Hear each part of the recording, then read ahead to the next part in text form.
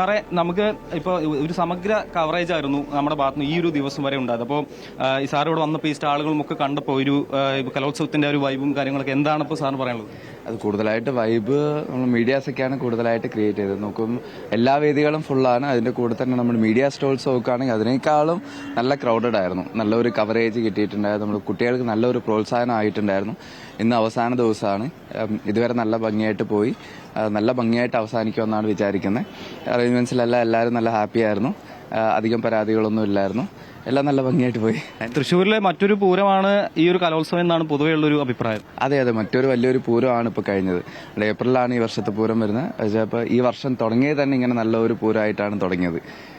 അതായത് പ്രധാന പൂരത്തിനുള്ള മുന്നോടിയായുള്ള ഒരു ചെറുപൂരം. അതെ, ചെറുപൂരം നല്ലതായിരുന്നു. നല്ല കുട്ടികളും പാരന്റ്സും ടീച്ചേഴ്സും ഒരുപാട് പേര് കാണാൻ വന്നു. എവിടെ നോക്കിയാലും നല്ല ക്രൗഡായിരുന്നു.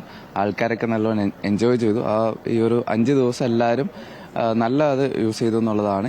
നല്ലൊരു എക്സ്പീരിയൻസ് ആയിരുന്നു. നമുക്കും ഓർഗനൈസിങ്ങിന്റെ ഭാഗമായിട്ട് നല്ലൊരു എക്സ്പീരിയൻസ് ആയിരുന്നു. ഇത്രയും വലിയ ക്രൗഡ് ഇത്രയും ദിവസം. കാരണം 25 വെന്യൂസ് ഉണ്ട്.